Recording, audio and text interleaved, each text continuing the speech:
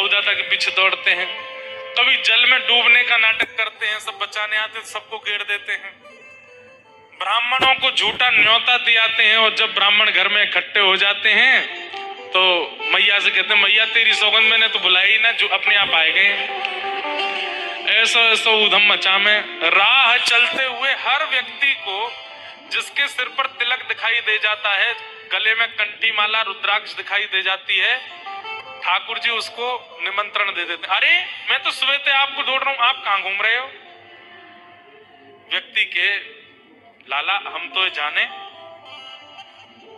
बोले आप तो मुझे जानते ही होंगे पर मैं नहीं जानूं आपको।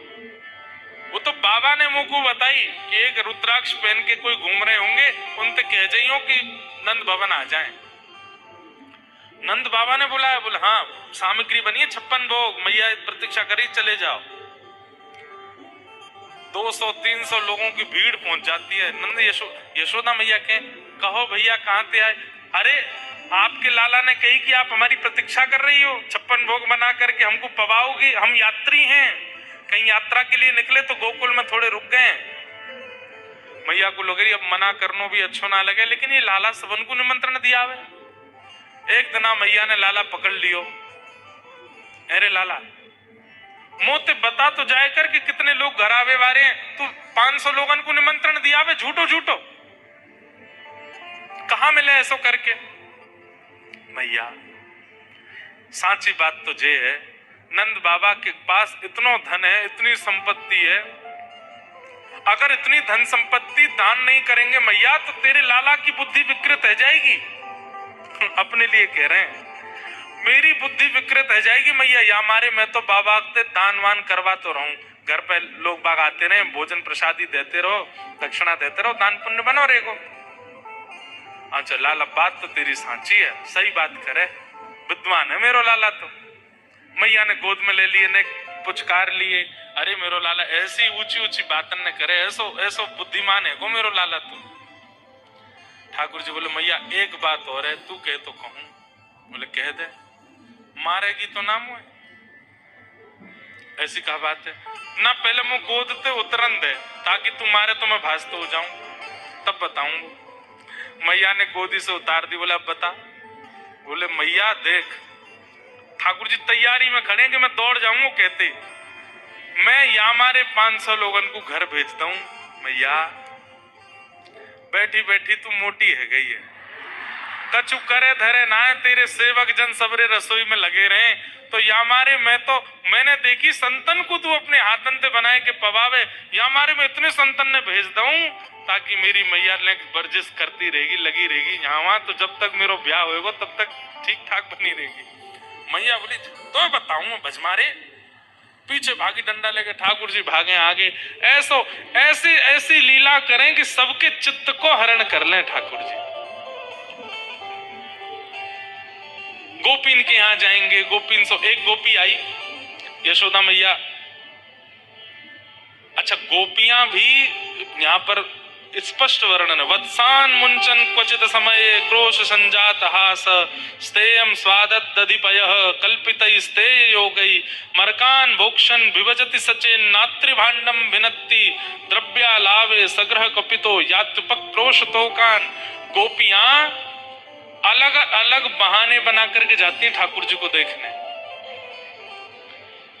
कहीं ना कहीं गोपियों को ये स्पष्ट हो गया है कि ये गोपियों की स्थिति है। वो बंधुओं गोपियों की आयु पता कितनी है? 80 वर्ष की, 90 वर्ष की, 70 वर्ष की, 60 वर्ष की। यशोदा मैया की सास के समय की भी गोपियां हैं, और छोटी छोटी गोपियां भी हैं, 25 वर्ष की, 30 वर्ष की, जिनके नए ब्याह हुए 18 वर्ष की। पर छोटी से लेकर के आबाल वृद्ध वनिता, बालक से लेकर के वृद्ध वनिताओं तक सब ठाकुर जी को प्रियतम मानते हो। ठाकुर जी कितने साल के? 3.5 वर्ष के। कितने? 3 वर्ष के बालक के प्रति प्रियतम का भाव किसका? 80 वर्ष की गोपी। बड़ी सुंदर सुंदर लीलाएं। गोवर्षों बड़ी सुगंधी आवे। अच्छा तो आपकी आज्ञा हो तो मैं गोबर ले जाऊं? मैया बोली गोबर भी क्यों, पूछने की बात है, ले जाओ। इतने में ठाकुर जी निकल के आए। बोले मैया कोई ना लेके जाओ गोबर। मैया बोली लाला दूध के काजे रोक टोक, दही के काजे तो चले भी, गोबर को कौन रोके?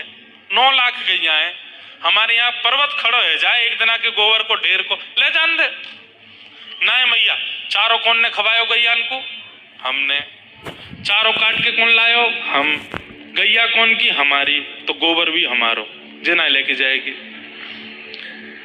तो गोपी बोली लाला बाकी बदले कछु चाहो तो मैं दे दूंगी। ठाकुर जी बोले जितनो गोबर ले जाएगी उतनो मक्खन देना पड़ेगा।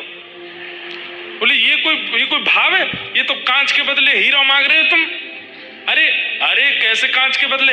यूं बता दे 33 कोटि देवता कहाँ रहे हैं? बोले गैया में। 33 कोटि देवता में लक्ष्मी कहाँ रहे? गोबर में। वह गोबर के कारण ही नंद बाबा को इतना धन वैभव बढ़ रहा है। देखवे में गोबर लगे, वास्तव में लक्ष्मी है, जा घर में पड़े। सो ठाकुर जी के एरी एक बात बता, कहा मुंह पे गिनती तो आवे ना है, तू कितनों लेके गई मैं मैया कैसे बताऊंगा? अब मुंह पे अब पड़वे तो गए हो ना, मुंह कहा पता 1 2 3 कितने हो, मैं ठाकुर जी जाने ही ना है। गोपी बोली अरे लाला ये तो बड़ो विचित्र रह गयो। अच्छा तू कितनों ले गई अभी? अब लेके गई है 1 बार ही 2 बार ही, पर ठाकुर जी तो कह रही 6 बार ले गई मैं तो अभी। अच्छा 6 बार ले गई है ना? देख तू ऐसे तो मुंह को बावड़ो बना देगी। एक काम कर, बोले कहा तू जितनी परात लेके जावे तो उतनी टिप्पी धर दे मेरे, जैसे 1 परात उठावे उतने गोबर की टिप्पी लगाए देकर यहाँ पे। ठीक है। अब गोपी को तो और आनंद आवे, गोबर उठावे वहां में तो एक टिप्पी निकाले, लाला जे है गो। अब ठाकुर जी बोले मैया तो गिनवा लूंगा कितनी है, यहाँ लगा दे यहाँ लगा दे। गोपी को तो अब गोपी का काम हो गया है, गोबर इससे ज्यादा चाहिए नहीं। अब तो टिप्पी लगा भी को आवे। हाँ लाला अब ले जा रही हूँ, हाँ टिप्पी लगाए थे।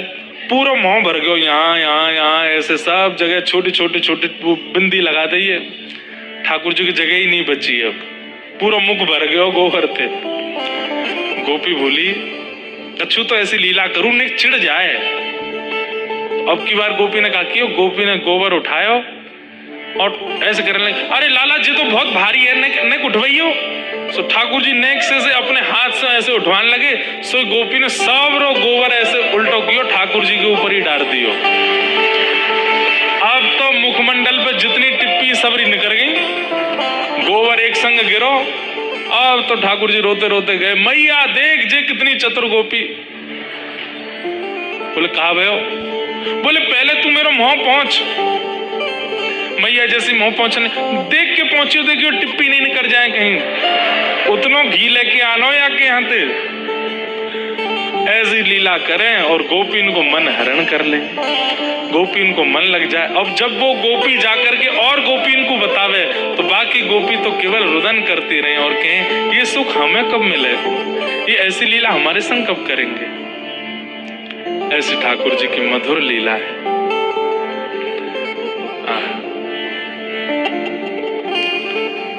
ठाकुर जी गौ रस